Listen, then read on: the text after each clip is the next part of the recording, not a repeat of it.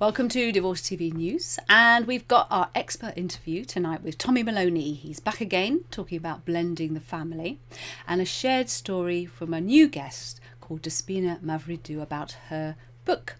And we're ending with a lovely healing from Debbie Talalay. What is happening in the news?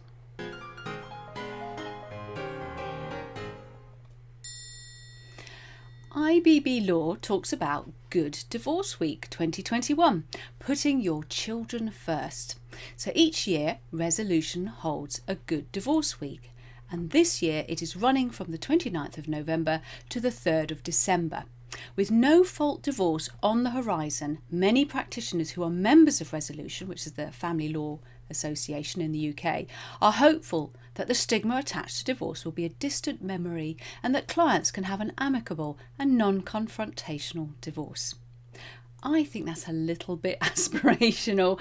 We definitely want to get rid of fault-based divorce, but I don't know if they tell me in California you haven't had fault-based divorce for a long time, have you? Would you say that you've still got lots of only distant memories of confrontation? Sadly, I feel that's not the case.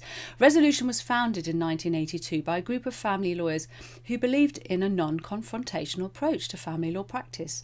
The aim was to produce positive outcomes for those engaging in the justice system. Solicitors who are members of Resolution work with families and individuals to resolve family law issues in a constructive way. That's the theory. Their code of practice is as follows: reduce or manage any conflict and confrontation.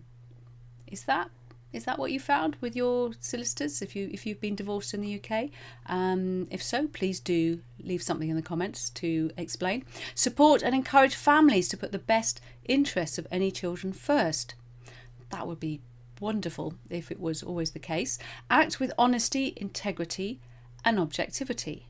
I've no doubt that is the majority of the lawyers, but some of you may have had some unlucky experiences. Help clients understand and manage the potential long-term financial and emotional consequences of decisions.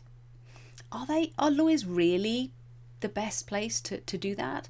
Listen to and treat everyone with respect and without judgment, and use experienced knowledge to guide clients through the options available. All of those options. That's interesting. So this year, Resolution are focused on embracing a child-focused approach to Good Divorce Week. The campaign is more poignant than ever this year, as many couples have been under immense pressure during the pandemic. This pressure, plus the stress related to dealing with a divorce, is often overbearing for families, and this naturally also impacts any children to the marriage. So how can you have a good divorce? These are the top tips that Resolution provide. Instruct a Resolution practitioner. So by instructing a solicitor that adopts that approach, it can often reduce conflict and in turn reduce your costs. Court will always be the last resort in terms of strategy and will be avoided unless absolutely necessary. I might be wrong, and please correct me, lawyers, if so, but in the UK are not the vast majority of family lawyers members of Resolution, and is what I've described the experience of their clients. Do feel free to share in the comments. A conciliatory approach is also a top tip. May not always be possible. Fair enough, but you know that instructing a Resolution solicitor, they will always support an amicable settlement with the needs of your children at the forefront. Has that been your experience of UK solicitors? Consider discussing alternatives to the court process with your solicitor. I like this bit. These can include mediation, roundtable meetings, arbitration or a collaborative process.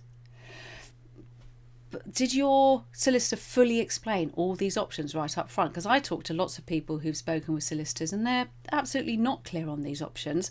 And if you think about it, you're asking solicitors to send you away to the competition and lose income. So I don't think that's a good position to put them in, quite frankly, from a sort of business point of view. And 4, it says familiarise yourself with Resolution's Parenting Through Separation Guide, which is a free resource aimed at helping parents to achieve a constructive approach through separation. And I'll make sure I stick a link to that a bit later on so you can access it, because that is, I'm sure, a very, very useful resource. Moving on to legal futures. who are again talking about the divorce industry, particularly in the UK here, where it says acting for both sides may become the norm in divorce work. At the moment, you can ask a lawyer to act for both of you, and quite often they'll say that they can't or they won't, because there's a real worry about making sure that each person has, but that there's no conflict of interest, and it's difficult for a lawyer to give you independent, clear advice and at the same time to effectively be some kind of a mediator. So I totally see why that is an issue. However, it says this future where lawyers act for both sides as a matter of course is a new kind of service which is being sketched out by resolution, because there is a demand for it, especially if you've got a very uncomplicated and amicable divorce. It was likely that the family legal market would segment, the article says, to provide different levels of service provided by a more stratified range of professionals. The Family Lawyers Group identified a range of drivers reshaping the market, including changed behaviour in consumers, commercial imperatives, changes in the court system, and to legislation and procedures and advances in technology. So large firms handling high net worth and complex matters would continue to attract that segment of the market, although they should not be complacent, as they are too likely as well to have to adjust to delivery in line with consumer demand, which I'm assuming they mean more sort of online work. Similarly, those who dealt with care proceedings or domestic abuse would continue to service a growing market, albeit one at risk from legal aid cuts and changes in policy. It says between these two are a significant majority of providers who will need to change the ways in which they work, explained the Family Justice Briefing 2021.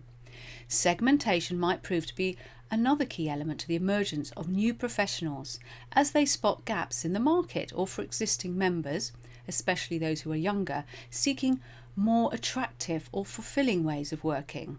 And one example of that I've seen is lawyers stopping being lawyers and becoming mediators, for example, or focusing on collaborative law and keeping out of court, because emotionally it's much more attractive to some people who find the court side a bit harsh. So these professionals may well include legal professionals who could choose to abandon current models of family legal practice, depart from regulated practice, and work as providers in their own right, offering services to both people involved in various forms of relationship breakdown, including divorce.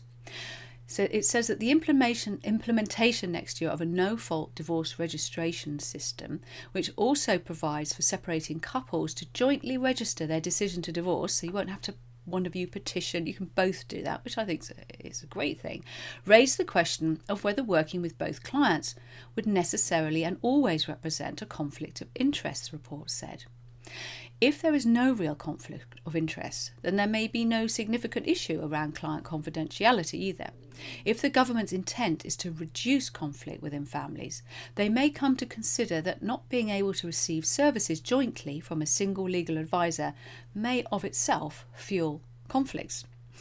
Even if issues such as conflict of interest and client confidentiality cannot be resolved, by stepping away from regulated practice as a solicitor, practitioners could forge new ways of working with both clients. Acting for both parties has already begun, such as a service offered by Withers Law, as well as the barrister-led divorce surgery and unregulated business Amicable. Last year, a senior High Court judge granted declarations making it clear that Amicable did not break conflict of interest rules by acting for both husband and wife. Resolution said once high-profile firms start to provide this type of service, others will follow. No doubt existing firms and practices will be watching the progress of these initiatives closely and may well choose to set up a similar service. It is also likely to attract the attention of other providers looking to fill what they perceive as a gap in the market. The report suggested that family law could follow the path of conveyancing practice. It is easy to see that there is a possibility that a new professional, the licensed family advisor or family legal advisor, may be an attractive proposition for those whose primary interest is in a more comprehensive approach to resolving matters arising from family relationship breakdown and transition. Well, we're already doing that, Best Way to Divorce, so a bit more on that later. This all meant that the traditional models for high street practice may be difficult to return to or sustain over time, while the ability to work more flexibly and remotely may help women in particular.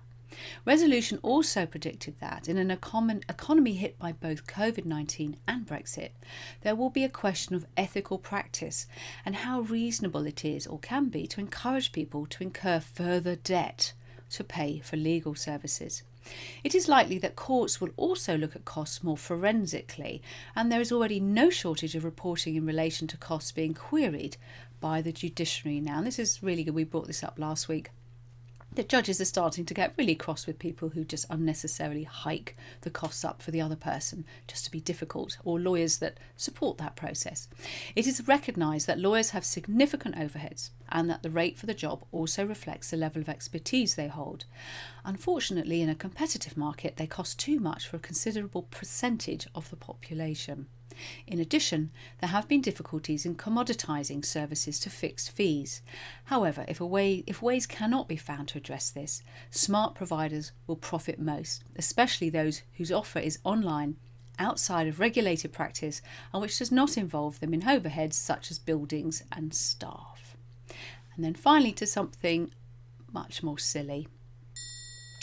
Sport Bible is talking about the former NFL player's ex-wife who throws a divorce party with friends. So after finalising their papers, Bray TC's friends decided to organise her a divorce get-together to announce to the world that she is now single. Wearing a one-piece swimsuit with the word single stitched into it, TC posed for pictures alongside her pals in a swanky apartment overlooking a beach. She even had a heartbroken cake bearing the words, "I do, I did, I'm done, divorced at last." Do you think she looks heartbroken? I don't think so. For most, going through a divorce must be emotionally draining, continues the article. But for Tacy, the glowing grin from ear to ear plastered on her face probably suggests otherwise. "Thanks to all my girls for the craziest divorce party," Tacy wrote in her Instagram caption. "No shade to Jay. Wish you nothing but the best. Love ya." Former Cleveland Browns quarterback Manziel saw the funny side of things, commenting on his ex-partner's post with 10 laughing emojis. The pair got hitched in 2018, but it's understood a divorce has been ongoing since 2019. TC claiming in an old Instagram post that vows were broken.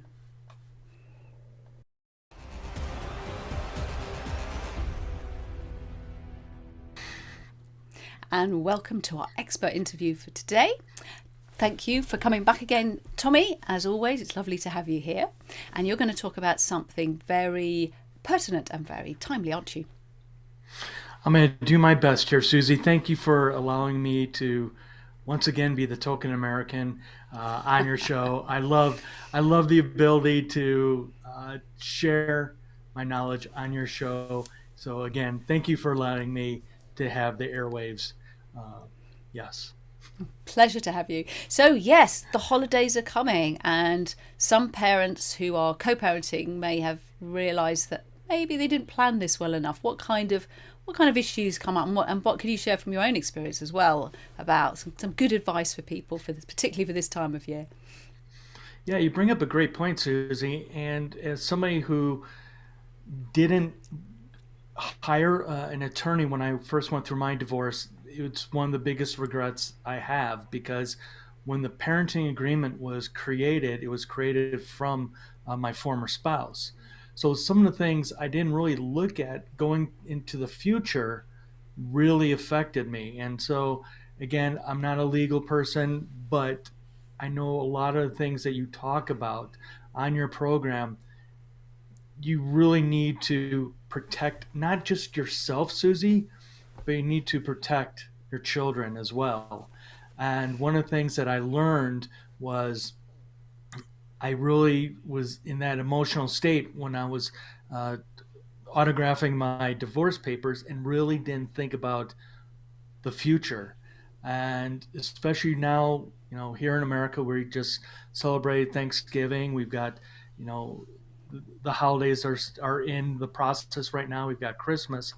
And one of the things that we would like to talk about today is the world of co-parenting, and you know trying to do your best as a parent. Now, I want to stress, it's not a competition. This is not about who can be the better parent around the holidays. This is about putting your kids first. And one of the things I was kidding when we before we started here was I've been watching Ted Lasso, the Jason Sudeikis show, and a lot of the things in that show are about co-parenting. So, for example, Jason Sudeikis' character goes from America to the UK to take a job. We didn't know going forward that he was in the midst of separation from his wife, and he has a son.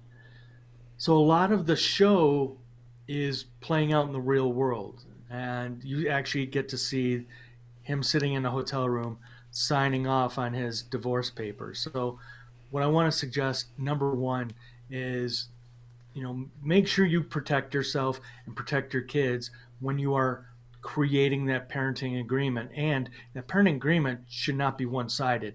It should be both parties. I know you were just talking about one of the stories about lawyers trying to play both sides.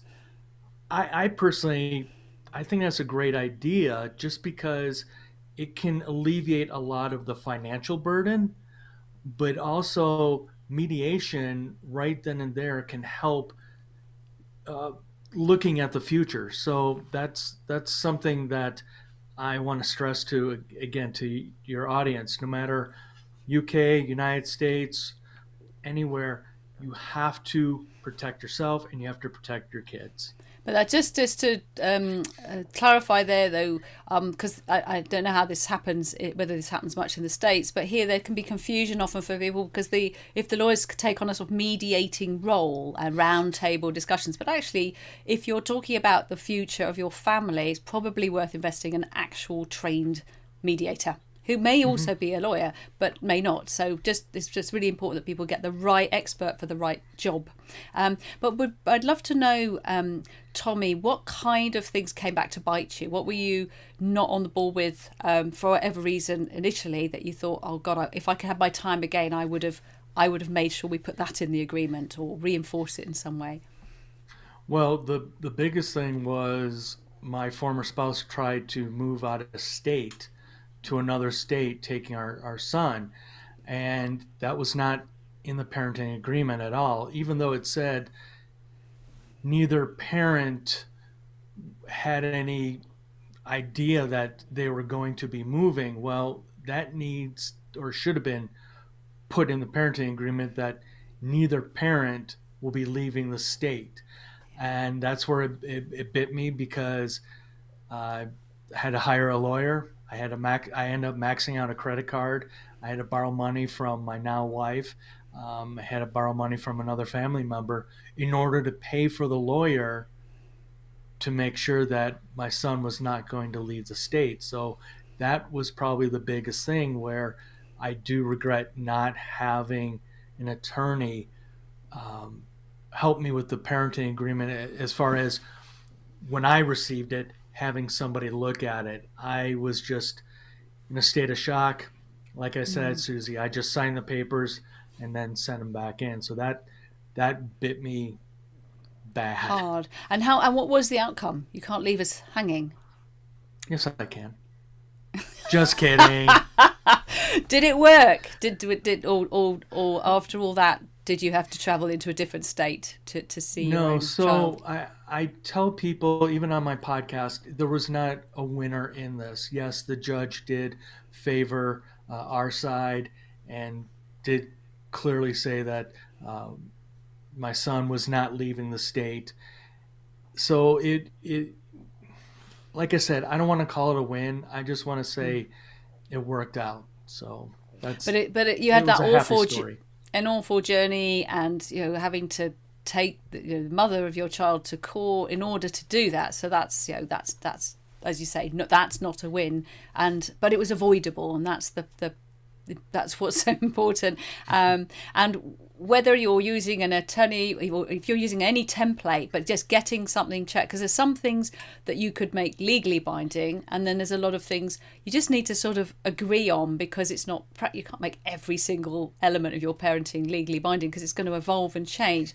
So have you got any examples of things that wouldn't have gone into a legal document, but you're very glad that you discussed in advance, or you didn't, but have since managed to resolve? So perhaps less critical as your child disappearing off to a different state. Let's talk about holidays, for example. So with the holidays, we did have it written. My son's 18 now, so luckily we don't have to bounce our kids. We actually, between my wife and I, we have three, and they're all three college age. But the thing was setting, the years. So I believe my former spouse had the odd years for Christmas Eve, and then I had the even years. And for us, it worked out. But there were times where, again, being a bonus family, a blended family, we did want to make sure we had all three kids together at the same time. And that was, you know, difficult because not only am I dealing with my former spouse, but my wife is dealing with her former spouse, trying to get all the kids on the same schedule. So, that's something you really can't really foresee in the parenting agreement, going through a divorce, that one day you possibly will remarry and possibly have a blended family. And so communication was very vital. My former spouse likes a lot of time to be notified. So I made sure that when we had schedules and that the schedules were somewhat in stone, I would reach out to my former spouse.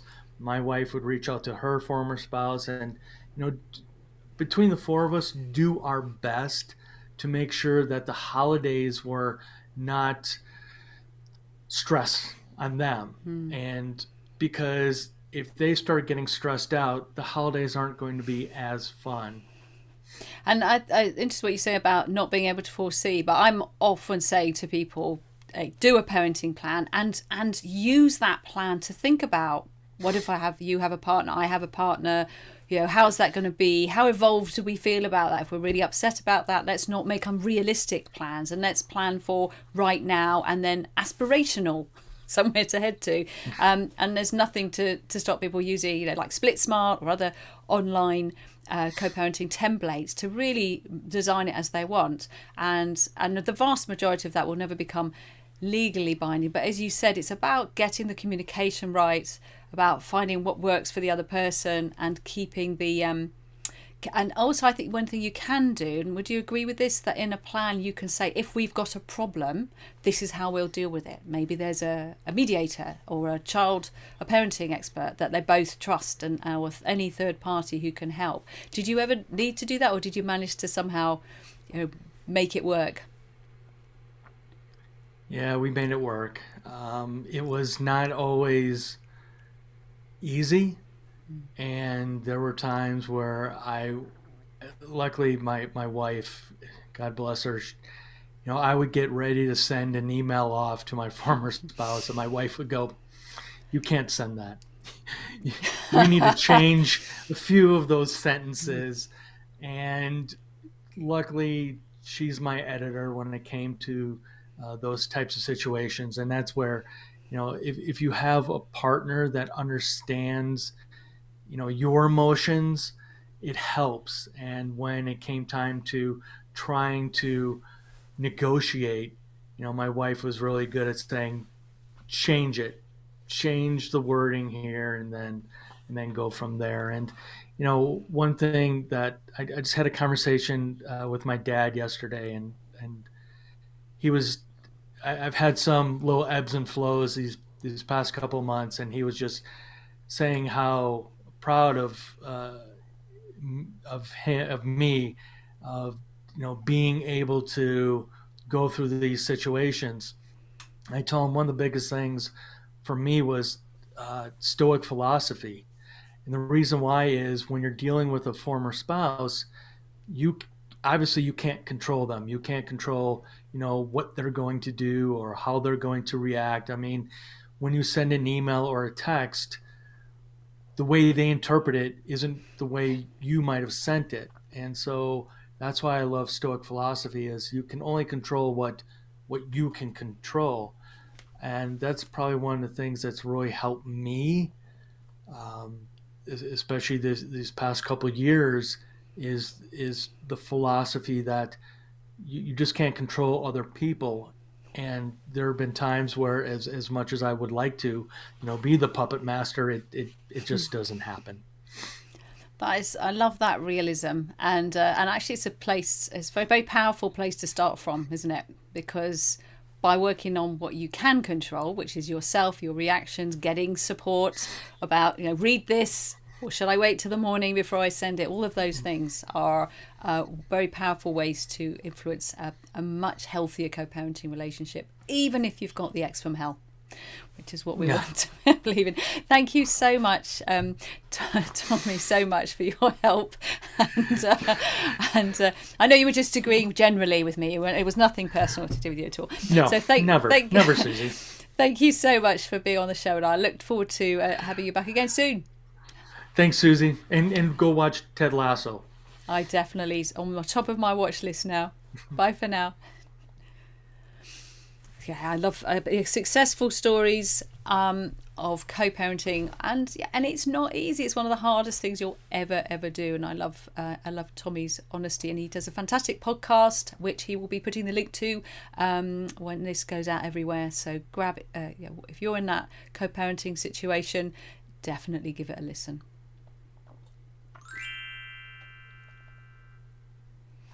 So I just wanted to talk a little bit here about the industry changing, as we were talking about in the news stories.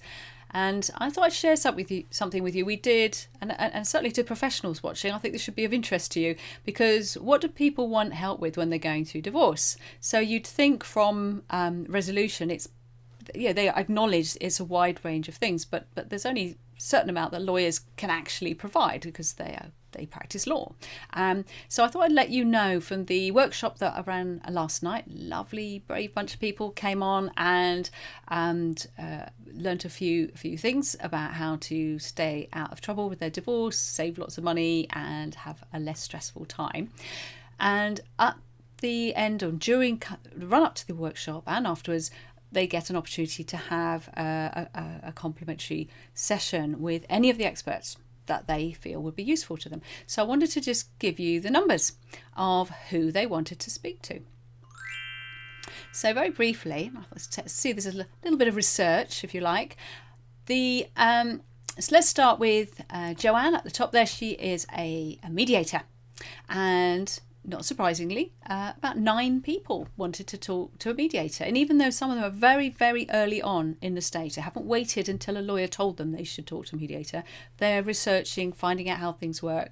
And some of these people are in very difficult relationships. Some are even in abusive relationships, and they've been told categorically that they shouldn't use mediation.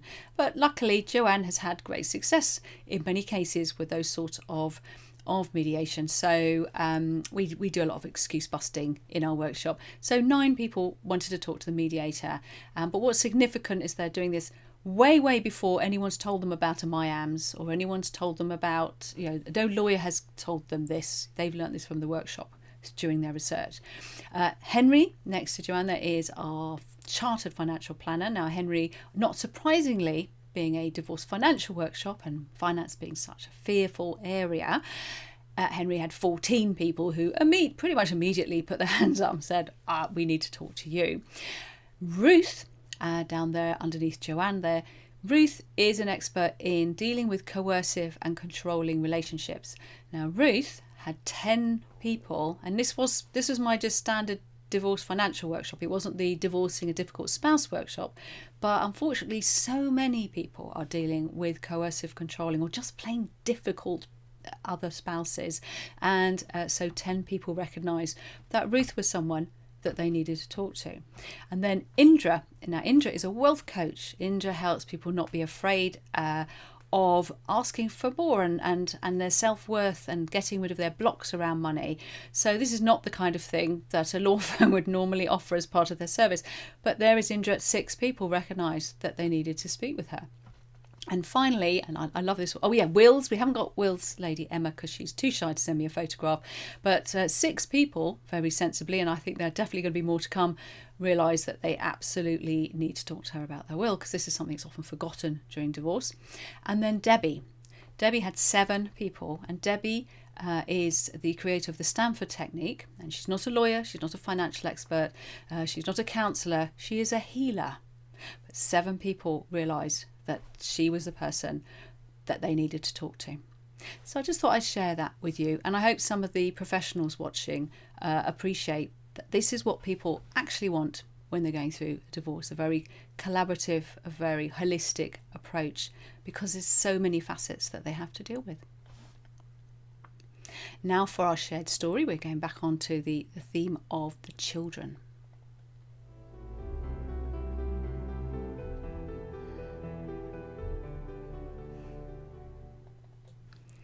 So I'm welcoming now our guest who's new to the show, Despina. Hello, Despina. Hi, Susie. And where are you calling us from? What part of the world? Calling from Athens, Greece. Excellent. So we've had America and now we've got Greece. I love this international show because it's the same wherever you are, isn't it? Co-parenting, divorce, it's always a tricky journey. And you're going to tell us a little bit about your book. What's the title of your book? Yes, the title is Mom, Dad, Can You Hear Me? And, Mom, Dad, Can You Hear Me? That is an amazing title for a book. That's amazing, immediately emotive. And so tell us a little bit more about what the book is about and who reads it. Is it for children or is it for the parents? Actually, it's for both. The story, it's about a 10-year-old girl that finds herself in the middle of her parents' fights, and she is actually trying to survive. And with the help of her teddy bear and her grandmother, she finds a way to communicate to her parents what she really needs from them. Which is a list of simple things, like, for example, that I want the same rules in both houses. I don't want you to say bad things to each other. I don't care who pays more for my activities. I want you to communicate for everything that is related to me. Or, for example, I want, if you find another person in your life, I would like to meet him, and if I meet him and I like him, I will accept him. And actually, these are the things that I also wanted to tell to my parents when I was younger, because I am coming from a divorced family. And I wanted, sorry, yes. No, I was just going to say, I'm already in love with your book, and you must promise to put links to it when I send you to where all the show plays, because that sounds wonderful. And presumably it's, what languages is it in at the moment? It's in English and in Greek language, and in 2 weeks from now it will be also in Spanish.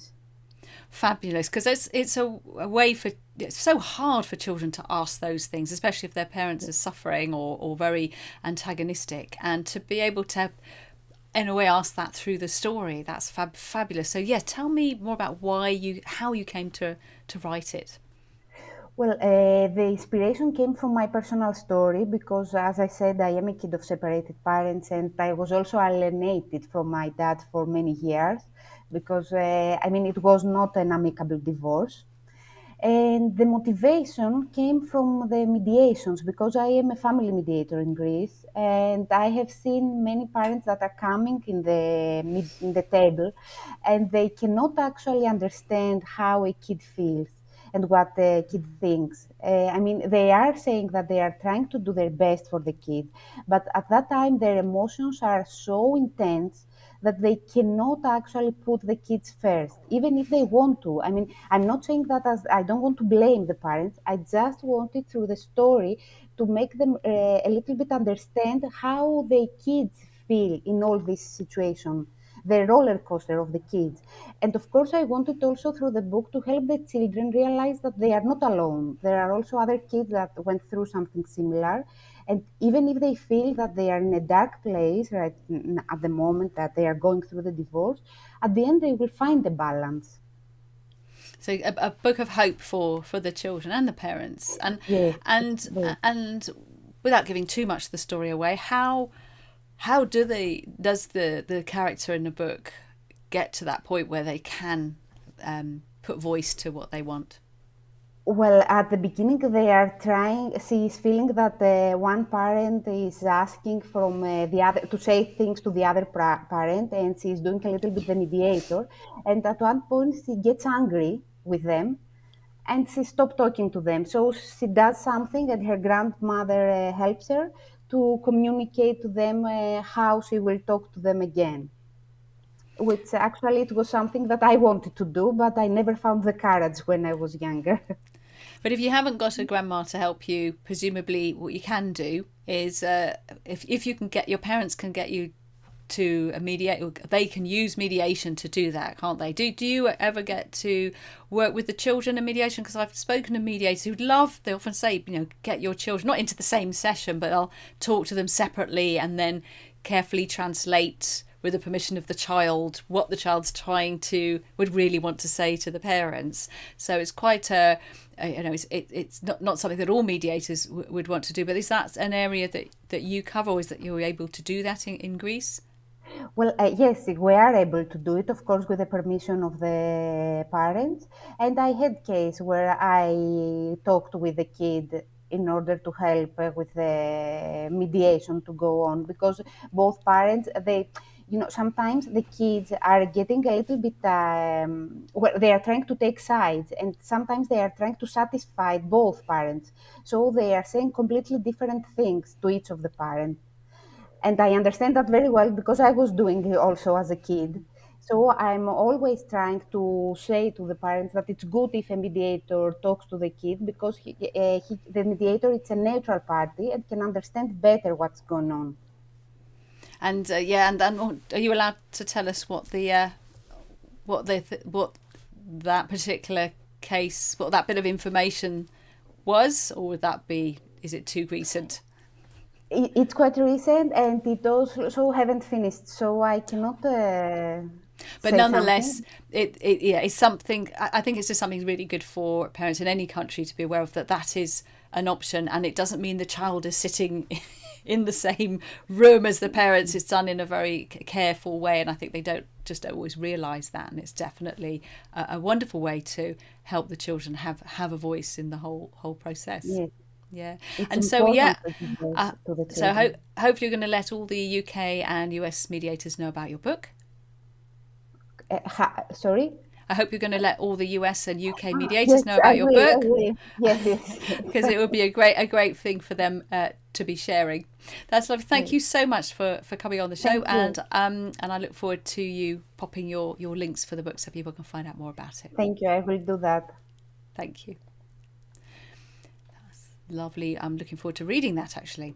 We're going to now have a lovely healing. So deep breath, relax, and I shall I've got Debbie here. It's pre-recorded from last night. This is the healing she did. So if you were at the event, at the workshop, you'll get another dose, and if you didn't, you won't have missed out on the healing. And Debbie, just to remind you, is the creator of the Stanford technique. She uses, in part, theta healing is incorporated, but she uses various modalities. It's not like counselling. It's very non-invasive. You don't have to remember what happened to you as a child, but she gets some fantastic results, which is why so many people wanted to talk to her after the workshop.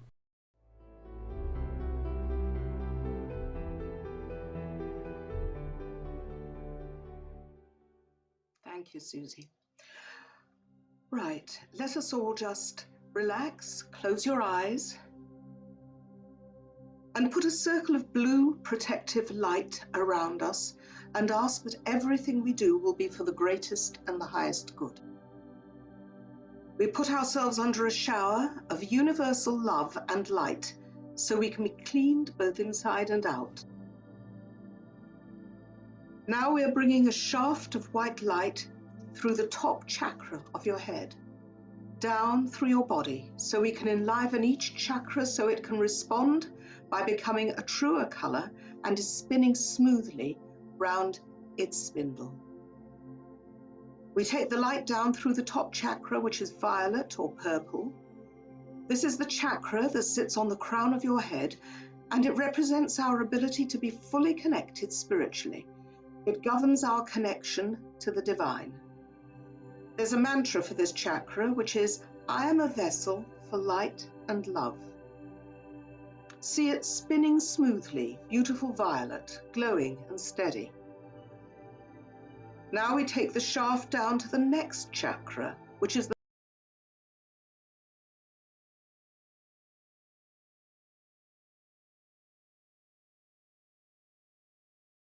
sense of purpose and direction in life. Its mantra is, I am open to exploring what cannot be seen. Visualize it, a beautiful, deep blue light spinning smoothly around the white light spindle. The next chakra is the throat chakra, which is a light blue. It gives voice to the heart chakra and controls our ability to communicate our personal power. It helps us to express ourselves truly and clearly. Its mantra is, I speak my truth always. We bring that shaft of light down to that chakra and watching it spinning clear and true. And now we take the shaft of light down to the next chakra, the heart chakra, which is green. It's a chakra which is the bridge between the lower ones, which are associated with the material, and the upper chakras, which are more to do with spirituality. It's about love, relationships, and self-acceptance, so it influences our ability to give and receive love from others and ourselves, and our ability to be open to the people in our lives, and to experience deep compassion and sympathy. It controls joy and inner peace. Visualize it spinning smoothly, a lovely fresh green. The mantra for this one is, when I love myself, loving others comes easily. The next chakra is at the solar plexus, and it's yellow, gold. It controls your sense of self-worth, self-confidence, and self-esteem, and has to do with personal power. See it clear and positive and bright. The mantra for this chakra is, self-love starts when I accept all parts of myself, and it allows one the freedom to express one's true self. Let's move this light further down to the next chakra, which is orange, just below the navel. This one helps inform how we relate to our emotions and other people's emotions, and helps us feel control in our lives. It governs creativity and sexuality and our feelings of pleasure. Its mantra is, I always honor others, but not before myself. Visualize it, glowing orange, spinning smoothly round the shaft of white light. Now down to the root chakra, which is rich, pure red, which is at the base of the spine. This controls survival issues like financial independence, money, food. It represents our foundations and a sense of being grounded. When it's open, it helps us feel confident in our ability to withstand challenges and stand on our own 2 feet, and gives us a sense of belonging. When it's blocked, we feel threatened, as if we are standing on unstable ground. So visualize this red light. No dark streaks in it, just pure red light, spinning smoothly, pure. The mantra for this chakra is, I can grow best from a steady foundation. Now we draw the shaft of white light down through us to start pooling around our feet. And the pool is getting bigger and bigger, turning into a lake all around us. Allow anything in there that is not of the light to become one with the light, or you can send it back to where it came from. Watch any darkness disperse and the white light become pure and bright, and you are standing in the center. Now, we take an imaginary bazooka and we aim it at the black clouds we may have about our head and the small of our back, and bazooka the cloud above your head, and watch it disintegrate, and see what's there in its place. And now bazooka the black cloud behind the small of your back, and watch that disintegrate. Now we're going to peel ourselves of the negative thoughts and feelings and emotions, a bit like peeling a grape, one layer at a time. So let us start with despair, and let us peel this layer off. And now we peel ourselves of hopelessness. And now we peel ourselves of stress. And now of disconnection. Lethargy, peel it off. Negative influences, clean yourself off from that. Hatred, your own and other people's. And what about defeat? Peel yourself of defeat, a wish to give up. Peel yourself of a fear of the future, and peel yourself of I'm not valid unless I'm married. Peel them all off, feel the extra space so you can breathe more deeply. Attract some good things to us, and let us breathe it in into the extra space we've created. So let's start with happiness. Attract happiness as though you were a magnet attracting it, and breathe it in, right the way down to the bottom of your lungs. And now breathe in light-heartedness.